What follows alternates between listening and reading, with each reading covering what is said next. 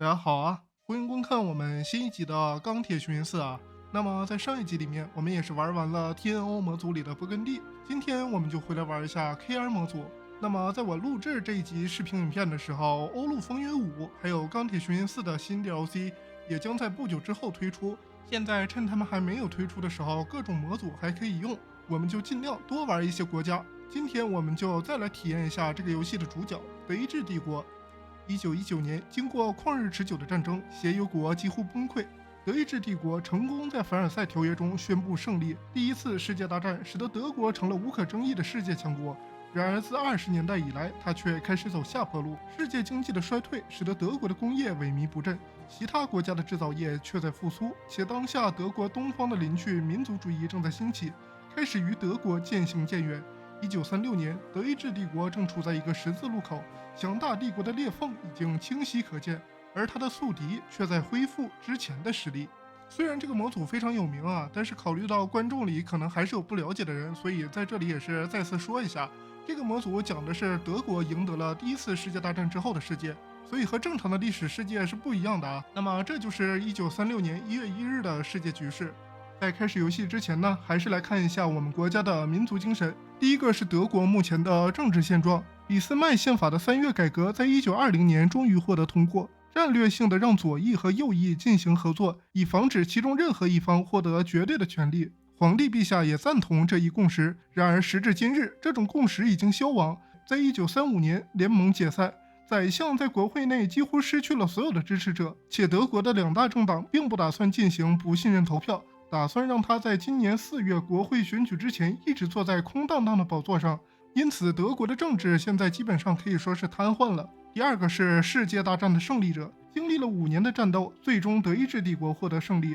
在人民的心中，德意志帝国军队必然是不可战胜的。法国战败，而俄国也被彻底粉碎。但即使取得了这些胜利，陆军中的青年才俊也并未停下脚步。新的作战理论和旧的作战理论发生了激烈碰撞。此外，经历了激烈的政治斗争，德国空军在1927年也得以独立成军。德国军队看似不可战胜，但在胜利者的桂冠下，其作为一个机构仍然存在着许多问题，比如缺乏中央协调、贵族主导军队以及陆海空三军的激烈竞争。政府也对军事改革缺乏兴致。但如果德国想要赢得必将到来的下次世界大战，就必须解决这些问题。下一个是德意志世界帝国。德意志屹立于世界之巅，帝国20年前的对手不是爆发革命，就是跌落深渊。条条大路通柏林，欧洲经济、文化和政治的中心，保卫新世界的使命落在肩头，哪怕我们的敌人数不胜数。第4个是圣诞节奇迹。根据帝国统计局的数据，柏林股市又创下了历史新高，人们都一致认为股票将会一直上涨，涨到足以让人们赚得盆满钵满。如果不出意外的话，股票就会一直上涨，永远不会停下来。第4个是门户开放之成果。我们作为列强之一，可以在中国的租界中获得一些利润。最后一个是中欧同盟成员国，是一个由德国和其势力范围组成的关税和经济同盟。对于其他成员国来说，这些协议的影响有时好坏参半。这样的话，我们也是简单的了解了一下德国目前的现状。游戏一开始，我们只能选择一个国策：世界主宰。第一次世界大战和英国爆发革命都向人们表明了一个事实：我们德国的力量和影响已经达到巅峰。可是高处不胜寒，我们世界的主宰已经赢得了我们应得的阳光下的地位。如今我们的职责就是捍卫它。四面八方的敌人都在试图击落翱翔的德国之鹰，因此我们必须随时准备反击。1936年德意志帝国议会选举分别是社会民主党以及德意志祖国党。本次我们选择捍卫人民的民主权利，我们将作为社民党参与1936年选举。昨天发生在俄罗斯莫斯科街头的枪击事件拉开了今年意外事件的序幕。两国就即将到期的维尔纽斯条约以及德国在俄罗斯的投资进行了深入交流。然而俄罗斯方面用于记录的纸条却被一名大使泄露给了当地媒体，并被迅速加进了各种二手谣言，以及有关德国投资将被国有化，甚至两国将走向战争的说法。许多德国公司都在俄罗斯进行了大量投资。在这一连串的新闻中，很少有人会关心东欧的未来将如何发展。近20年以来，俄罗斯一直都被认为是一个经济不太稳定的东部缓冲国，而俄罗斯的大国梦也永远不会实现。或许这一切并不如人们所想的那样永恒不变。俄国怎么可能再次威胁到我们德国呢？不可能的。德国驻美大使察觉到美国陷入了经济和社会动荡中，并且预测如果不采取措施阻止的话，美国将很快动乱遍地。为此，他起草了一份向美国提供无息贷款的计划，来帮助其恢复经济，并抑制社会主义势力抬头。1936年2月3日，俄林证券交易所的股票不再缓慢下跌，它崩盘了。受市场不稳定因素推动，从星期一早上股市开门的那一刻起，所有人都开始抛售股票，直到进入深夜，这一切才停止工作。这一天随后被称为黑色星期一。分析结果表明，一夜之间形势就已经恶化到无法挽回了。毫无疑问，这场史无前例的经济灾难将给全世界带来冲击。德国的黄金时代已然结束，至少现在看起来是这样。现在我们之前的经济繁荣已经不复存在，取而代之的是黑色星期一的经济危机。各地的投资者和公民都在提出存款，退出市场，银行接二连三的倒闭，德国金融体系已经完全瘫痪。在第一次世界大战过后，德国和法兰西公社签订了梅斯条约，在此条约中，他们同意遵守凡尔赛条约维持的两国边界，并保持非军事化，但这两项承诺都在事实上被打破了。我们可以把法国人描绘成在全世界挑事的战争贩子，以此向巴黎方面施压，迫使他们遵守条约。到了2月末，帝国银行和国家机构终于开始采取行动，尝试稳定自由落体中的经济。国家也开始向在暴跌中幸存下来的主要银行提供紧急援助。由于帝国议会仍然处于僵持状态，而选举又即将来临，因此国家至今为止所采取的所有行动都被保持在了最低限度。然而木已成舟，在金融业瘫痪和国际经济不稳的情况下，大量工人失业，这意味着要解雇工人，而且不是一两个人，而是无数的人。现在流落街头的失业人数已达数百万，越来越多的人选择结束生命，而德国警察部队也不得不越来越多地巡视桥梁。政府必须做点什么。到了1936年2月25日，中国南方爆发了内战，我们将支持亲近德国的南京政府。我们将立即派遣由曼施坦因将军率领的4个师支援南京方面。似乎经济困境已经严重影响了在华租界，他们决定将大部分的治安事务外包给日本，以维持经济不会崩溃。我们无法阻止，只能呼吁日本不要滥用他们在城市中的地位。只能说令人担忧。法兰西公社已经同意了我们的合理要求，将续签梅斯条约，这将拖延西欧敌国一段时间。很好。我们的情报机构已经察觉到下一场欧洲大战是无法避免的，但这并不意味着战争马上就会到来。通过巧妙地运用情报部门，我们将扰乱那些潜在的敌人的计划，并拖延他们的进攻，为我国经济和政治的恢复争取时间。经济危机总算在某种程度上稳定下来了，已经跌无可跌了。最不稳定的那批公司和银行都已经倒闭了，存活下来之后，更稳定的公司和银行也处在一个萧条的环境中。曾经他们都有一份稳定的工作，现今却为了生计挣扎求生。但受到金融冲击的公司不愿意扩大生产和雇佣更多工人，政府已经摆脱了最初的慌张和震惊。我们必须把经济恢复到曾经的高度，而要达成这一挑战性的目标，则需要多种多样的财政手段。因此，各官僚机构都在等待4月的选举。或许下一任政府拥有解决经济危机所需要的资本，我们会恢复德国黄金20年代的奇迹，让德国再次伟大。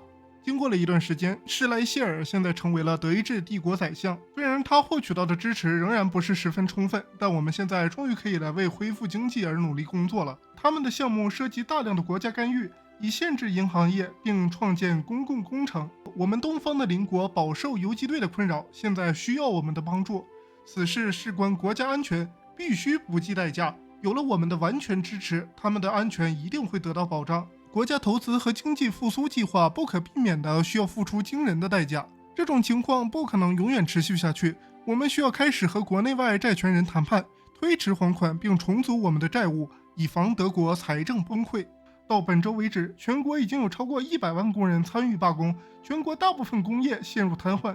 另一场挑战来到了帝国宰相的面前，他们还嫌我们受的罪不够多吗？我们发现一个和法兰西公社有联系的间谍网络正在我国运作，看来巴黎方面还在为总罢工提供支持，以期延长罢工时间，削弱我国力量，甚至酝酿革命。破坏分子和叛徒均已落网。不出所料，两国的局势瞬间紧张起来。德国土地上容不下工团叛贼。俄罗斯在20年代和我们签订了维尔纽斯协定。1936年4月11日，本应该是这份协议续签和继续生效的日子。尽管我们担心经济发生大幅动荡，主动提出续签协议，但俄方却不为所动。他们已经开始对我们征收关税，增加税金，他们要为此付出代价。鲁尔总罢工的爆发是对帝国政治体制最大的考验。由于帝国宰相施莱谢尔没有控制好局面，现在他已经下台了。现在一位社会民主党人被任命为帝国宰相。在巴黎、柏林和纽约，人们对德国的印象就是容克和士兵组成的国家，皇帝指挥着他们，就像将军指挥着军团。但实际上，从建国伊始，德国的民主力量就根深蒂固。今天，民主联盟战胜了保守民族主义的反动派。如今领导德意志的不再是某个软弱的懦夫。在社民党的讨论中，希望和梦想都已在迸发。他们将推行什么样的改革，才能让德国的民主永久化？而在此过程中，他们面临的挑战又是什么呢？莱茵地区的总罢工已经出现了第一批受害者。据警方报告，似乎防止工团主义者接管帝国，并谋害了他们。此事在工人中迅速激起了愤怒，许多帝国议会成员要求政府补偿受害者家属。然而，这将使我们在罢工问题上显得软弱。我们会为受害者家属提供补偿。即使面对前任政府的阴谋，我们还是取得了胜利。一个真正的民主联盟已经得到任命。我们有远大的雄心壮志，只要我们团结一致，克服一切分歧，我们就能永远改变德意志帝国的面貌。随着民主联盟上台，我们就必须要开始进行改革。如果我们长时间没有推行改革，党内少壮派就会夺权，届时会给德国政治带来不可挽回的影响。一个由所有联盟成员代表组成的常设委员会将有助于达成必要的妥协。很久以前就有人提出过，普鲁士是一支拥有国家的军队。虽然德国已经在某种程度上走出了这种野蛮的印象，陆军在政治上的根深蒂固意味着3个派系在帝国议会中拥有强大的盟友。胜利者得以支持他们在陆军中的盟友，并按照他们的愿景重塑军队。我们准备好了。德意志帝国的财政相对比较脆弱，因为政府需要依赖各邦国提供的税收维持运作。我们将推动税收改革，允许帝国征收直接所得税。有一种比较充满争议的增加政府收入的方法，那就是印更多的钱。尽管这会导致通货膨胀，但这也能为经济复苏提供货币。只要人们对德国货币的信任仍然存在的话，该机构将接收失业者，并为他们提供食物，从而在改善基础设施的同时，向失业者伸出援助之手。经济危机表明，我们不能完全相信私营企业能够迅速重整经济。我们将设立一个工作创造秘书处，其任务是扩大大型公共工程。这些工程将尽可能少地使用机械，多使用体力人力劳动，从而能够雇佣更多的人。祖国党和右翼政府，他们对任何形式的合作都不感兴趣，并准备寻求一切手段推翻新生的社民党政府。我方的民主同盟也已经联合了起来，但战斗只是刚刚开始，他们必须做好准备。为了确保公平公正的劳动仲裁以及处理其他和劳动法有关的问题，我们将设立一个具有全国司法管辖权的劳动法院，希望劳工问题能够得到解决，从而防止第2次鲁尔罢工的发生。1848年，普鲁士法律引入了保护性拘留，使得警察在不受到司法控制的情况下拘留没有任何罪行的个人。我们的许多同志都谴责这一行为，我们必须对其加以限制，以保护个人的自由。我们不会因为接受政府权力而感到满足，我们必须通过比1920年更大的宪法改革。一个由帝国议会成员组成的委员会将负责起草宪法草案。政府一系列的政策终于发挥了作用，漫长的经济低迷终于结束了，德国的工业产能已经重新恢复到了1934年以前的水平。